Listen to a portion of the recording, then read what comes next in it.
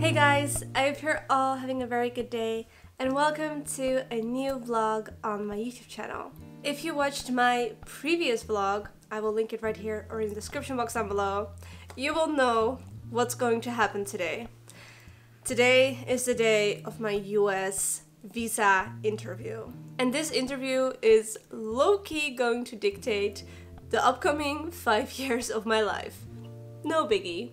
For the visa that I'm applying, I need to have an in-person interview with an immigration officer at the American Embassy in the Netherlands, in Amsterdam.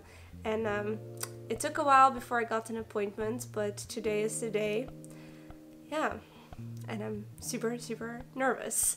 I've been working on my visa application for the past almost like 2 years at this point, and this interview is the last step in that process. If the immigration officer thinks that my case is a good case, then I will get approved and I will have a US visa for the upcoming 5 years. I'm able to work and live in the US for 5 whole years, which is just amazing. It doesn't give me a green card or citizenship, just to clear that. The visa that I'm applying for is a non-immigration visa. If my immigration officer doesn't like my case and I get denied, that means that my chapter in the US is over and I have to move back to the Netherlands or, you know, move to a different country in Europe. I haven't even figured that really out, what I'm going to do if my visa gets denied, because I just really want to get my visa. So right now I'm actually filming this part of the video a little bit later, because on the day of my visa interview I was so nervous and I was totally not in a appropriate mental state to vlog.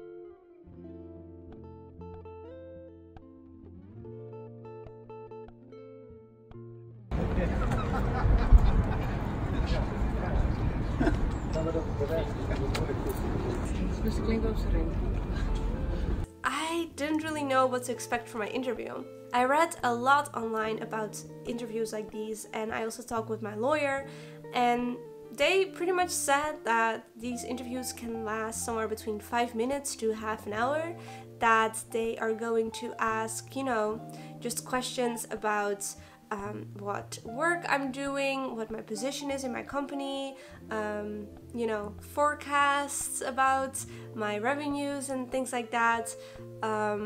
If I, you know, have a plan to go back home once my visa is finished. But it all seemed pretty straightforward, and my lawyer said that I could, you know, have all the documents with me that I needed, that I could double check something if I needed to check something, stuff like that. So I was definitely well prepared, but I wasn't like crazily memorizing every little detail type of prepared, the way you are prepared if you have a law school exam, for example. My immigration officer would have already read my case.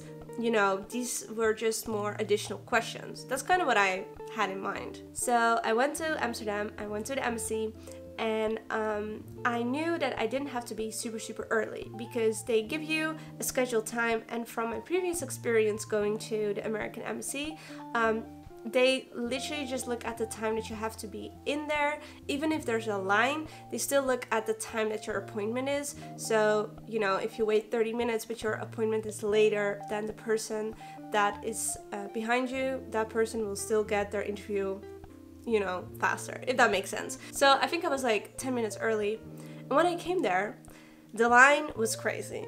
But I wasn't that worried about it, because I thought, you know, even if the line is crazy, my appointment is almost due right now, so, you know, I don't have to wait that long. Also, it was super hot that day in the Netherlands. We had a crazy heat wave going on, which is so uncommon for the Netherlands, and we were not allowed to wait inside the embassy where there was air conditioning. We had to wait outside in the scorching sun. There was no shade, and you know, we just had to figure it out. But because my appointment was almost, you know, due, I thought, you know, I'll wait 10 minutes in the sun, it's fine, you know, I'm not gonna complain. However, when I started talking to the other people that were there, everyone was also applying for the same visa as me, and everyone had an appointment at the same time as me, which meant that the embassy was falling behind like crazy, or they scheduled too many people for that day. I had no idea, but I ended up waiting like 1.5 hours in the scorching sun in front of the embassy, just because we were not allowed to enter the embassy. We had to wait outside, and that was pretty crappy. Like, I looked like shit, all my makeup was sweat off, I was, you know, a sweating mess, and that's not a great, you know, feeling if you have pretty much the most important interview of your life. However, it got even worse, because obviously I was quite bored waiting in line with all these people. So I just started small talking with everyone, asking them, you know, what kind of visa they were applying for, what kind of business they had. And after talking to them for like 10 minutes, I lost all faith I had in my case and in myself. Even though I worked 1.5 years on this visa and on this process and on my business plan, when I talked to the other applicants of this visa, everyone had huge million-dollar companies. There was a person that had a fish import and export company. There was this family that sold their dairy farm in Ohio for $1 million and then bought a golf course in Ohio for $1 million. Since my visa that I was applying for was related to starting a business in the US, I just felt so completely intimidated and overwhelmed, because there were all these huge ass companies applying for this visa. And then there was me, this little girl who started her influencer and stationery business out of her 10 square meter bedroom in Groningen, and in some weird way is, you know, still doing that. This little just 24-year-old girl that is just doing some online stuff and taking selfies. Honestly, that's kind of a stereotype what people think my job is, but trust me, there's way more that goes into it, especially when it comes to my stationery line. But yeah, you know, sometimes I do feel like that as well. I was waiting until it was my turn, and I realized that the interviews did not take place in a separate room with a table where you could, you know, show some of the documents you brought, pictures of the products or anything like that.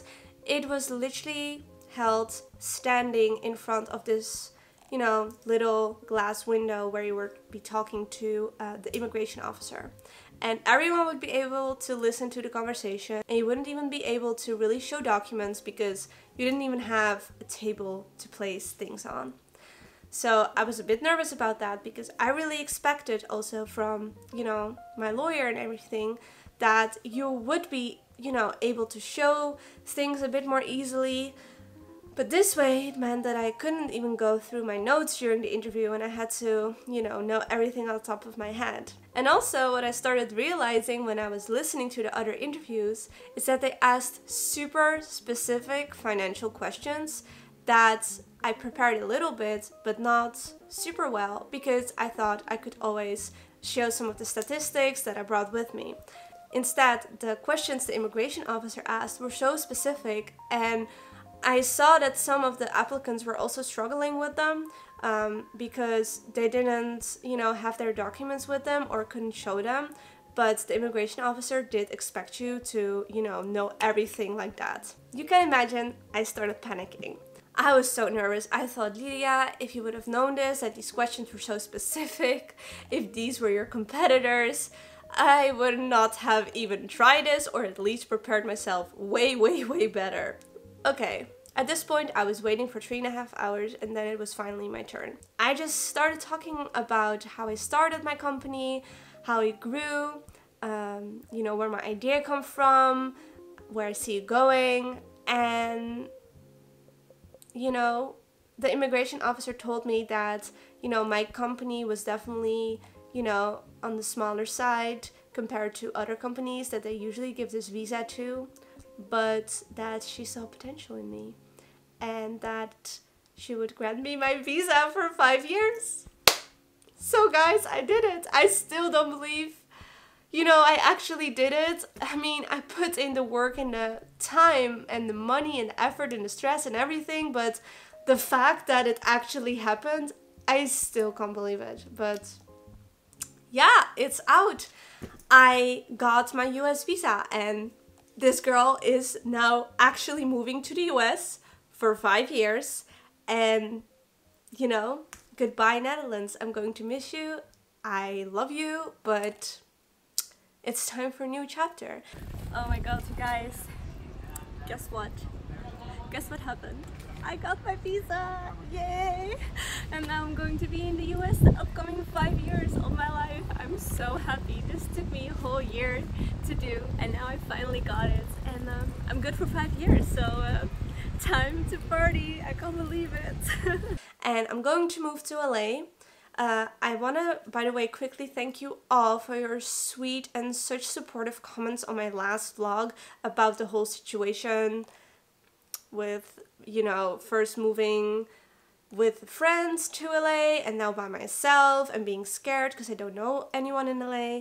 Yeah, I also quickly want to tell you, you know, some of you guys were asking me why didn't I move back to Washington DC. So I didn't want to move back to Washington DC because I already lived there for 2 years. And even though, you know, I know the city and I have friends, my closest friend that I had in DC, she's in Thailand. When I was living there, I always felt less because I didn't have a corporate job. Obviously, I went to law school. I had the credentials, but because I didn't pursue a legal career and pursued my passion and entrepreneurial side instead, I always felt a little bit out of place there. And obviously I have some dear friends there, but most of my friends there are engaged or married. You know, they're already in a different phase of their life. And I felt like I was just still figuring out everything. And that made me feel kind of, you know, like I wasn't in the right place. Like I wasn't good enough in a way. Also, the weather is kind of crappy, and you know, I just ended the relationship there with my ex-boyfriend and I wasn't really feeling it going back there. It just felt like a step back. I already knew DC, I already discovered DC, and I wanted a new adventure. Now for LA, you know, LA is super expensive and there's obviously this kind of fakeness about it. You know, I've been there now for 2 months and it's definitely very different, but I feel like I'm going to learn a lot from it. Business-wise, it's a great place to be because most of my clients are here. It's a great city as an influencer to be in. The weather is great. I can definitely create some amazing content there. The car situation is an issue. I don't have a driver's license or a car, which is kind of a, you know, impossible combination with living in a huge city like LA. But we're going to figure it out. Maybe I'm going to be the first person in LA that doesn't have a car and is going to do everything with her bike. We will see together because I'm going to vlog all of it. And yeah, as for the Netherlands, I just don't feel like going back to the Netherlands, especially now that I got my visa. I put in all this work and I don't want to waste my time by just going back to the Netherlands and figuring things out. Also, being here now in the Netherlands for quite some time, I had a great time, but I'm also ready to go back to LA. So I hope you guys understand. You know, you're totally free to share your opinions. Yeah, but that's kind of the reasoning why I'm doing this. It's maybe a bit of an impulsive decision, but honestly, moving to Washington DC was an impulsive decision. Moving to Groningen was an impulsive decision. I didn't even check out other universities in the Netherlands when I chose Groningen. I just went to Groningen and I was there and I thought, yeah, this is it. I like this. I'm going to move here. I've always been kind of an impulsive person when it comes to very important decisions. So yeah, that's everything. Now we're going to continue with the rest of the vlog.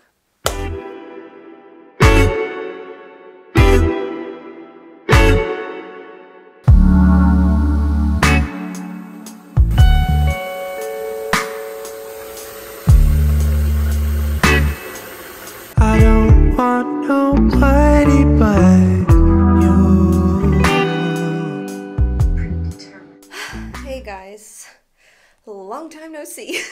It is quite a bit later now. I came back home and I just came out of the shower because I was dying.